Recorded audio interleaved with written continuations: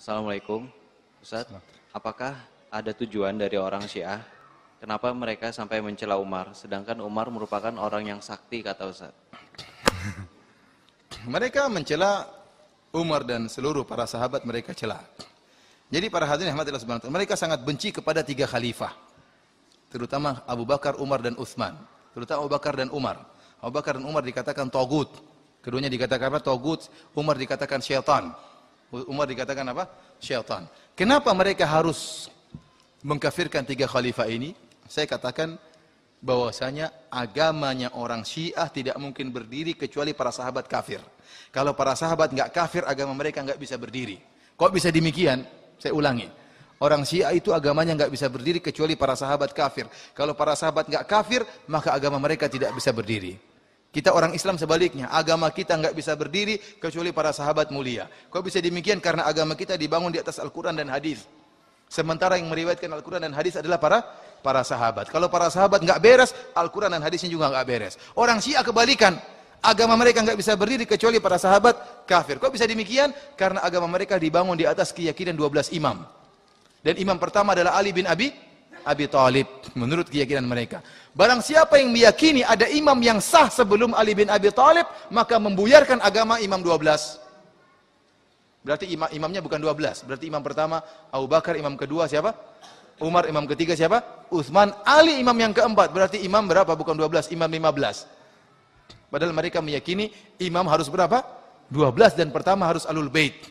Dan ini merupakan rukun Islam yang sangat penting di sisi mereka. Nah, kalau ada orang meyakini ada imam yang sah sebelum Ali, maka akan menghancurkan agama mereka. Karenanya Abu Bakar harus kafir, Umar harus kafir, Utsman juga harus kafir, dan seluruh orang yang percaya mereka sebagai khalifah juga harus kafir. Karena kalau sampai Abu Bakar, Umar dan Utsman tidak kafir, dan kalau sampai kekhilafahan Abu Bakar itu sah, maka buyar agama mereka. Kalau sampai kekhilafahan Umar itu sah, buyar agama mereka. Kalau sampai Utsman itu khilafahnya sah, buyar agama mereka. Paham? Jadi saya katakan agama mereka itu harus para sahabat murtad. Kenapa? Para sahabat tatkala Nabi SAW meninggal, mereka kompak ijma mengangkat Abu Bakar sebagai khalifah. Dengan demikian mereka semua mengatakan Abu Bakar sebagai khilafah yang sah, berarti semuanya murtad tatkala itu. Makanya agama mereka isinya mencaci maki para sahabat. Karena kalau para sahabat enggak kafir, agama mereka buyar. Agama mereka buyar. Maka perkataan tentang mencaci maki Umar bukan cuma Umar saja. Abu Bakar, Umar, dan Utsman dan juga sahabat yang lainnya yang setuju dengan kekhilafahan 3 orang ini. Radhiyallahu taala anhum ajmain.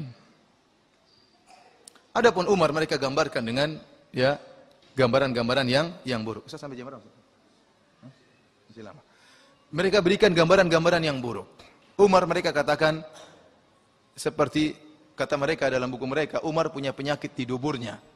Tidak bisa sembuh kecuali bima'ir rijal. Jadi Umar itu disodomi katanya. Bayangkan Umar yang gagah perkasa jadi disodomi. Kurang ajar benar. Kurang ajar ya. Umar harusnya jagoan, setan aja takut, ini sekarang jadi bencong. Ya. Ini gimana orang-orang Syiah ini? Kacau. Kacau balau. Namun mereka bingung, ada kenyataan-kenyataan pahit yang tidak bisa mereka tolak dan mereka juga bingung dan mereka menyatakan kebingungan mereka. Sebagaimana Nikmatullah Al-Jazairi dalam kitabnya Al-Anwar Nu'maniyah bingung dengan suatu kasus yang terjadi. Apa yang dia bingung di antaranya? Kok Ali bin Abi Thalib menikahkan putrinya Ummu Kulsum dengan Umar, sementara Umar bencong dan setan? Bingung dia. Ini kok bisa begini? Dan tertulis dalam buku-buku mereka, dalam kitab Al-Kafi termaksud tertulis masalah ini. Ali bin Abi Thalib menikahkan putrinya dengan Umar. Maka dia pun membuat jalan keluar. Kata dia, ada beberapa jalan keluar. Di antaranya, disebutkan 2 atau 3. Yang pertama, kata dia, Ali bin Abi Thalib terpaksa menikahkan putrinya dengan Umar. Kenapa? Umar datang, wahai Ali, kalau kau tidak nikahkan putrimu, mampus kau. Ya. Ali takut, jangan. Iya, ambil aja. Katanya. Ini kan Ali kayak penakut besar ini. Padahal kenapa Ali mesti takut sama Umar? Ali pengikutnya lebih banyak, Bani Hashim lebih banyak daripada kerabatnya Umar. Jadi Ali yang begitu hebat, yang begitu jagoan, yang rela tidur di kasurnya Nabi tatkala Nabi berhijrah, siap mati, ternyata takut sama Umar. Dan demikianlah Ali digambarkan selalu penakut karena mereka menghadapi kenyataan pahit yang tidak bisa mereka pungkiri. Katanya Ali takut. Akhirnya, ya udah ambil aja anakku daripada kita mampus, ambil. Ini Yang kedua kata mereka, kata Ni'matullah Al-Jazairi, kenapa Ali menikahkan putrinya dengan Umar? Sebenarnya bukan Ummu Kalsum yang dinikahkan. Tapi waktu Umar maksa ingin menikahi putrinya, Ali bin Abi Thalib segera pergi ke Najran, ketemu dengan seorang dukun dan minta jin perempuan. Jinniyah. Yang wajahnya mirip dengan Ummu Kulthum. Maka jin itulah yang menikah dengan siapa? Umar. Ini kan menghina Ali, berarti Ali percaya sama dukun. Kemudian yang kedua, bukan. Dari hasil ini, pertama Ali berarti percaya sama dukun. Bantahan yang kedua, kalau memang itu yang nikah dengan Umar adalah jin perempuan, kok punya anak namanya Zaid bin Umar? Apa ada pernah kasus laki-laki menikah dengan jin perempuan punya anak? Ada pernah nggak dalam dunia ini, ada nggak? Nggak ada. Nggak ada. Oleh karenanya, dan ini termaktub dalam buku-buku mereka, dalam kitab Al-Kafi disebutkan Zaid bin Umar. Ini ponakannya, cucunya Ali bin Abi Thalib dan juga cucunya Umar bin Khattab radhiyallahu taala anhu. Kemudian juga disebutkan dalam Al-Kafi karangan Al-Kulaini, Abu Muhammad bin Ya'qub Al-Kulaini disebutkan tatkala Umar meninggal dunia, Ali pergi ke rumahnya Umar menjemput putrinya. Nah, kalau kita di jin ngapain dijemput? Paham? Jadi ini kenyataan pahit yang mereka ternyata hubungan antara Umar dengan Ali baik. Ternyata Umar adalah menantunya siapa? Ali bin Abi Thalib.